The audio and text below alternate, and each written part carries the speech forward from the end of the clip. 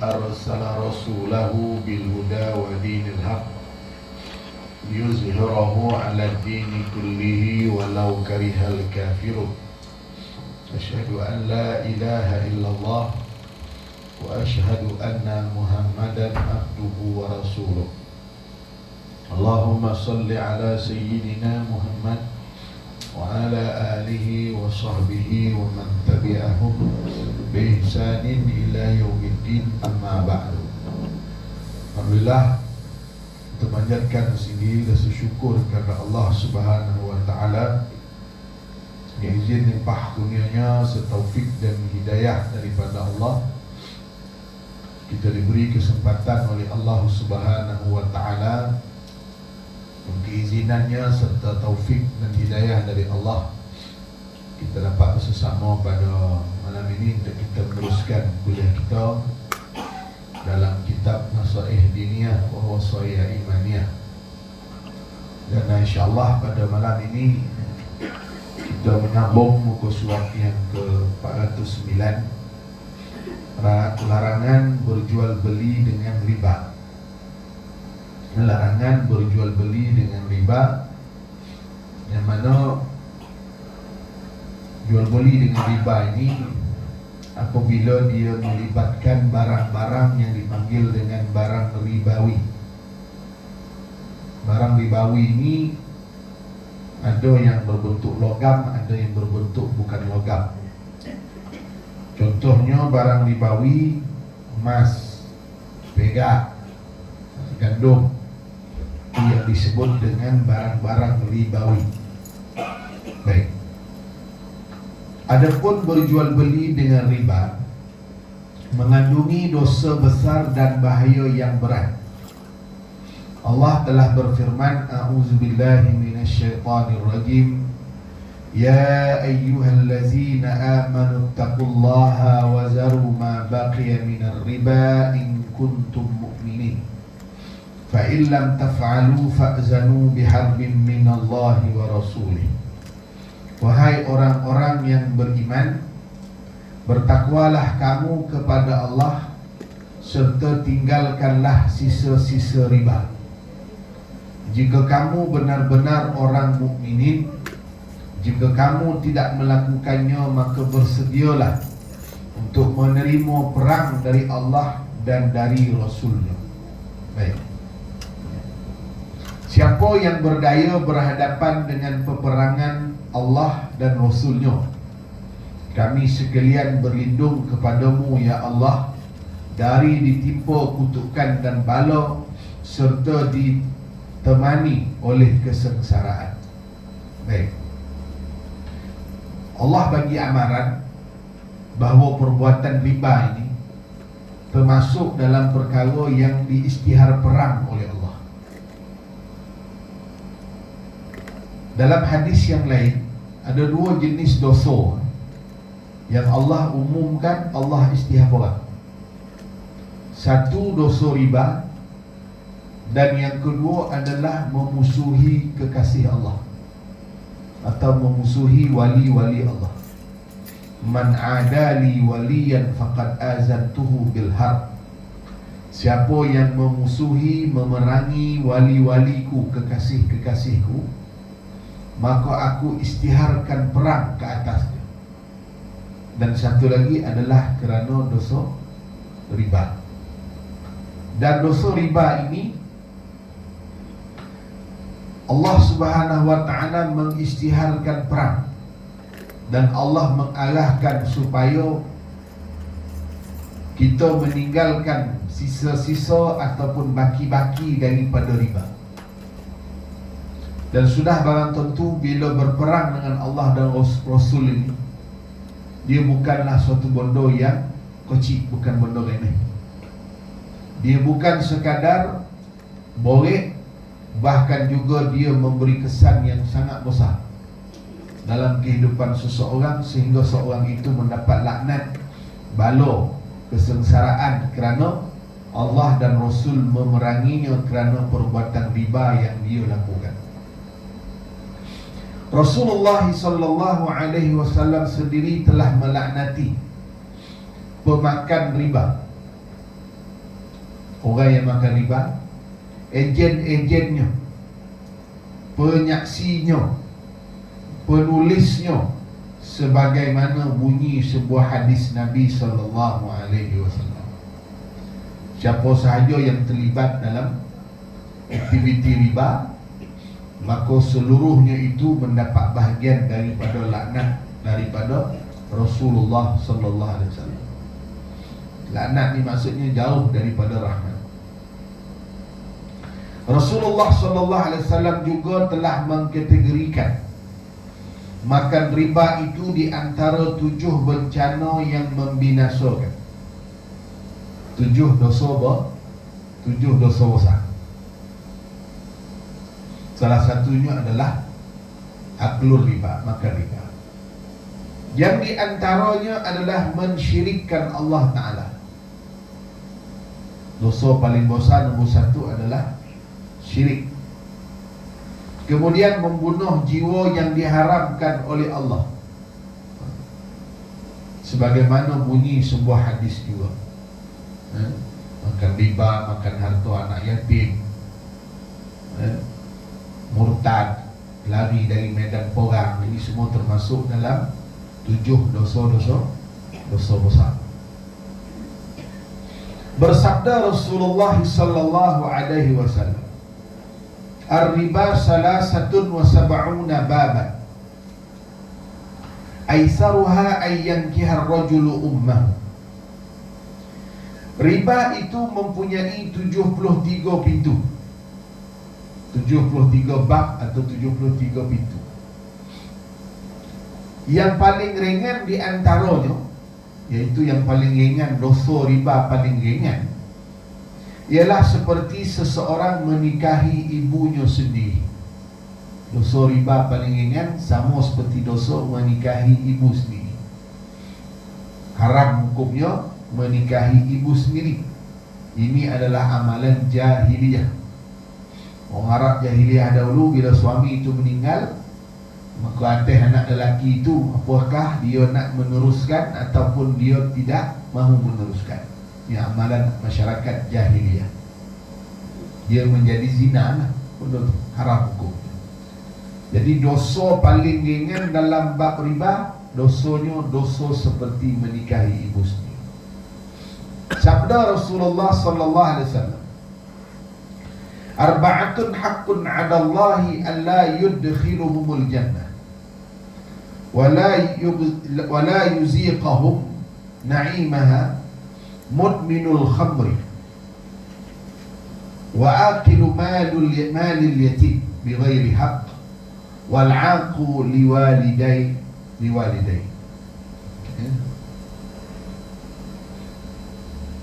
Baik.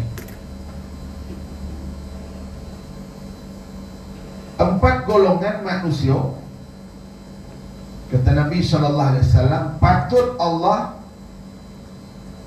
tidak masukkan mereka ke dalam syurga,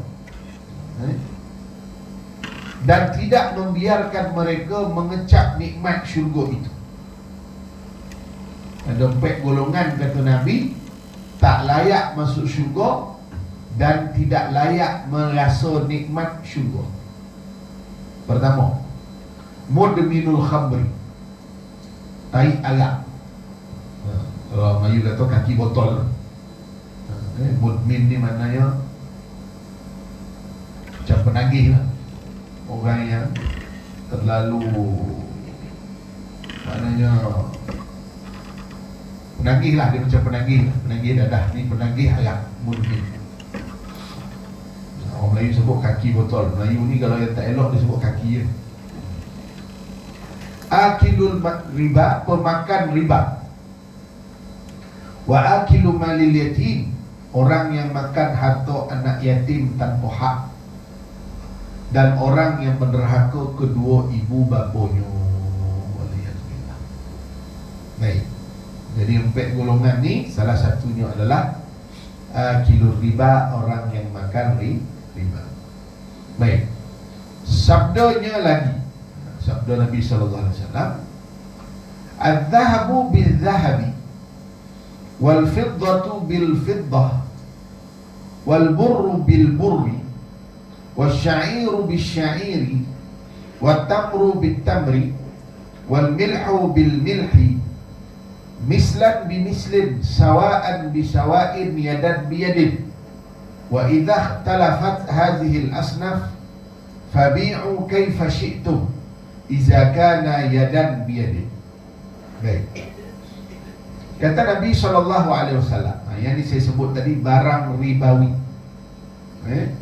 Apa yang disebut sebagai barang ribawi. Ada 1, 2, 3, 4, 5, 6. Ada 6 item, 6 barang yang disebut sebagai item ribawi atau barang ribawi.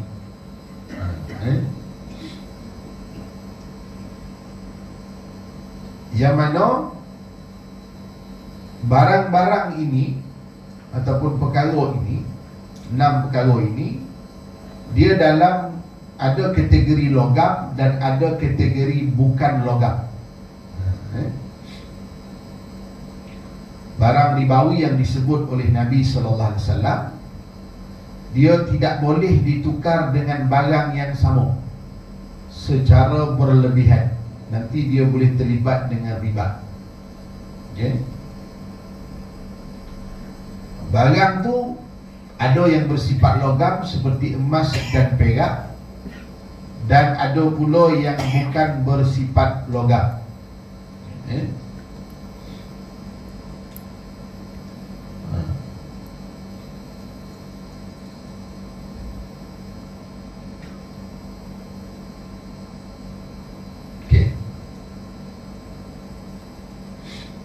Disebut bahawa apa dia 6 perkara. Pertama, adz-dzahabi bidz-dzahab, emas dengan emas. Yang kedua, al-fiddah bil-fiddah, perak dengan perak.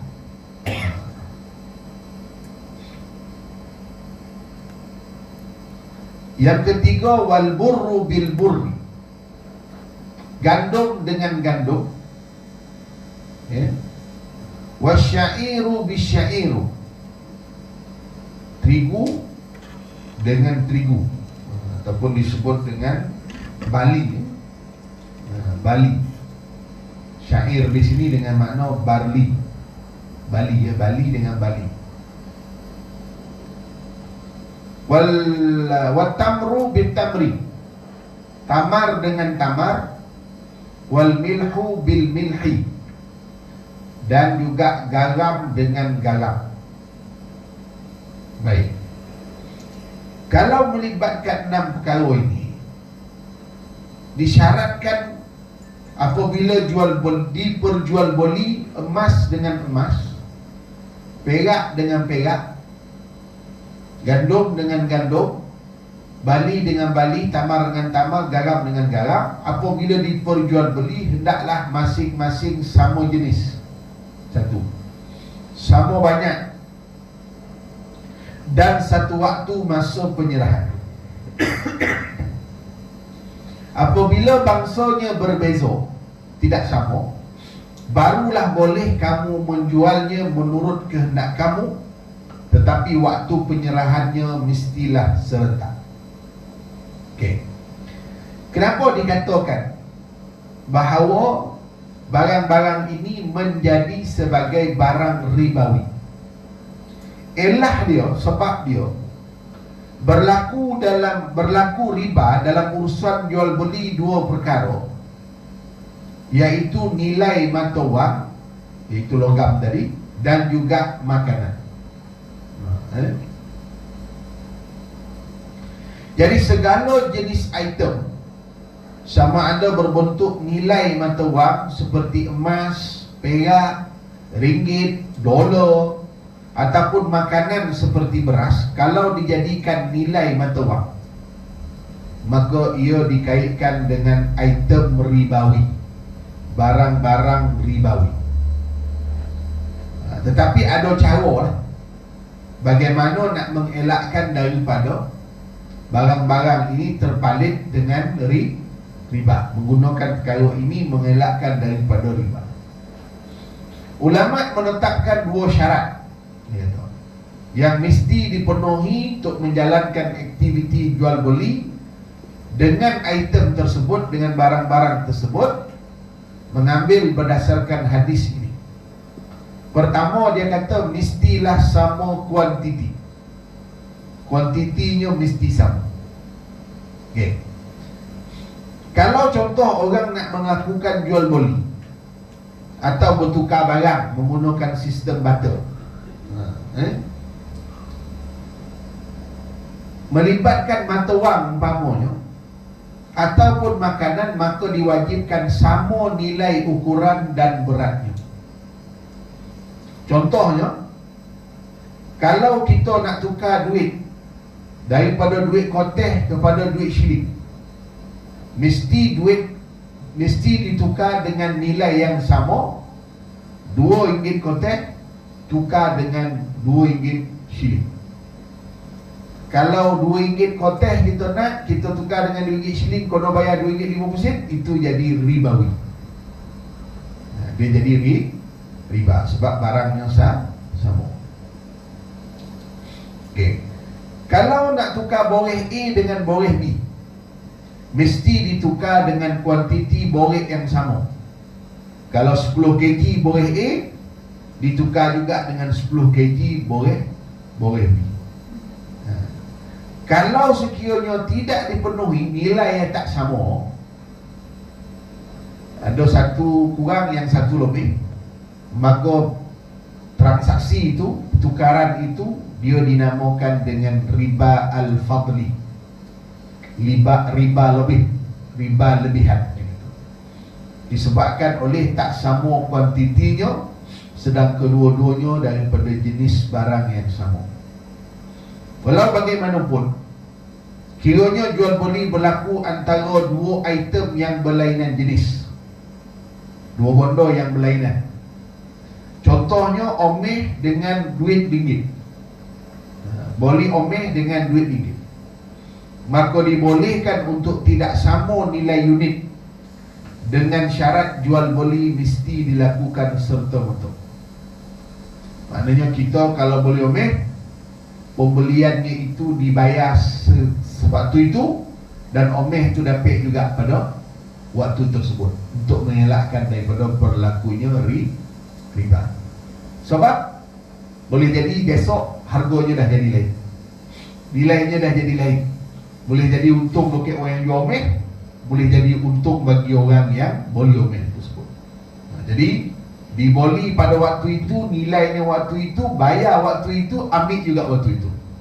Itu kalau berlainan antara ringgit dengan omeh, umpamanya duit dengan omeh. Okay. Contohlah, orang beli 1 gram omeh dengan harga berapa 1 gramnya? 200 tak? 300 lebih lah. Walaupun mungkin nilai unit tu tak sampailah 300 lebih, tapi syarat membenarkan sebab kedua-duanya berlainan jenis. Tapi dengan syarat kena bayar cash dan mesti dibayar pada waktu tersebut, ambil barangnya pun pada waktu tersebut. Sebab omeh ni kalau hutang, dia akan jadi riba. Penangguhan bayaran akan menjadikan jual beli omeh itu ada unsur riba. Baik, itu satu. Nilainya mesti sama. Kalau berbeza boleh, tapi mesti dibayar yadan biyadin, secara tunai, dan dapat barang tu secara segera. Okey. Kalau tidak, dia dipanggil riba al-fadli disebut. Riba al-fadli. Yang kedua, mestilah jual beli dilakukan secara serta-merta, iaitu bukan secara bertangguh-tangguh. Contohnya, kalau nak melakukan sebarang jual beli yang berkait dengan item ribawi, mesti jual beli dilakukan secara serta-merta dalam satu majlis, sama ada penyerahannya dilakukan secara hakiki ataupun secara hukmi. Contohnya diberi resit pembayaran, maknanya itu dah tunjuk dia dah sorah lah. Tidak boleh bertangguh sehari atau 2 hari selepas daripada itu. Mana bayar time tu, dapat juga time tu. Kalau sekiranya terdapat syarat menangguhkan bayaran atau penyerahan barang, bayar lambat ataupun sorah lambat, maka dia akan tergolong dalam kategori riba an-nasi'ah disebut. Riba yang disebabkan terdapat syarat penangguhan dalam penyerahan barang. Ini dipanggil dengan riba an-nasi'ah. Contoh dia kata, Ali pinjam 5 kilo boreh daripada Ahmad, dan mereka bersepakat untuk membayarnya dengan 5 kilo beras yang sama selepas tempoh seminggu. Tempoh seminggu tersebut dikira sebagai riba. Bahkan lebih dahsyat lagi sekiranya Ahmad mensyaratkan supaya bayar lebih tinggi daripada harga yang dipinjam disebabkan tempoh penangguhan yang diberikan. Transaksi ini terkumpul padanya 2 jenis riba, iaitu riba al-fadli dan riba an-nasi'ah. Jadi kalau tangguh, kalau kata kita pinjam, ambil masa satu tempoh tertentu untuk kita bayar, kalau 5 kilo bayar 5 kilo itu tak riba. Tapi tempoh masa yang diambil itu dikira riba juga, sebab ambil masa bertangguh. Tapi dijanjikan 5 kilo, maka diganti juga 5 kilo. Kenapa? Sebab jadi macam tu. Tempoh tu kenapa jadi riba? Sebab nilai itu mungkin naik, boleh jadi nilai ini juga akan berkurang. 5 kilo hari yang kita pinjam hari ini, boleh jadi sekilo harga RM10. Seminggu akan datang boleh jadi harga dia RM10, 5 sen. Jadi kita bayar nilai yang sama juga 5 kilo dalam tempoh seminggu daripada sekarang. Tempoh seminggu itu dikira sebagai riba. Namun bila meletakkan syarat, kalau bayar nanti kena bayar lebih, itu jadi riba an-nasi'ah dipanggil. Okay?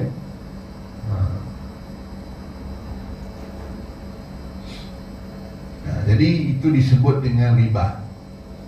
Jadi kalau terutamanya kalau jual beli yang melibatkan hutang lah, ini antara perkara yang boleh menyebabkan terjatuh kita pada perkara-perkara yang disebut kepada riba. Okay? Baik.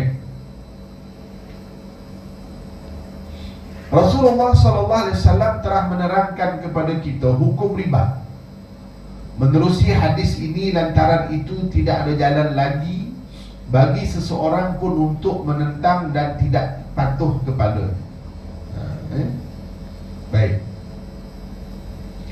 Jadi kalau kita lihat pada zaman hari ini lah, kita berjual beli sudah menggunakan mata wang. Mata wang tu memanglah sebenarnya mata wang ini juga tidak terlepas daripada unsur ribawi, barang ribawi.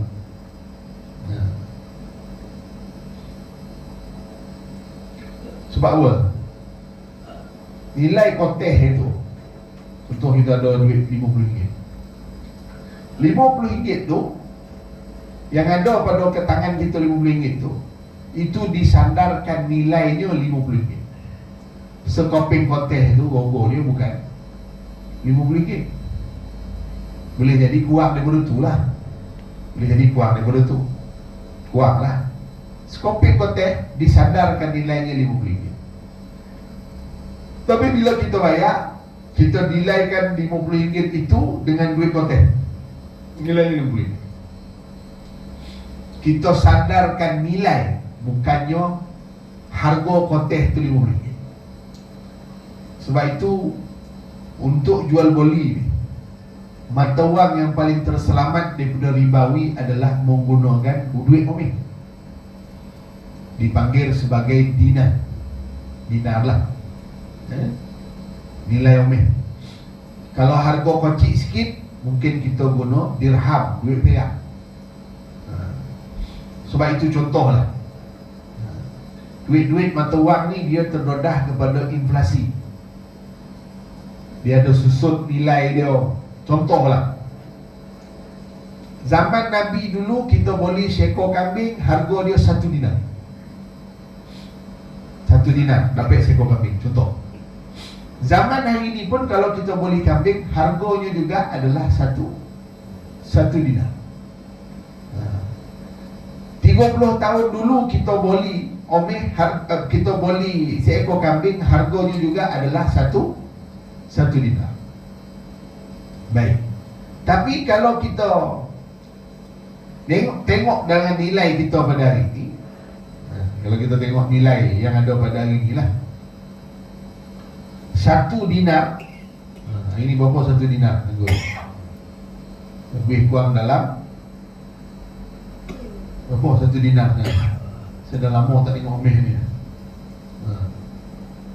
Berapa dia 1 dinar kan?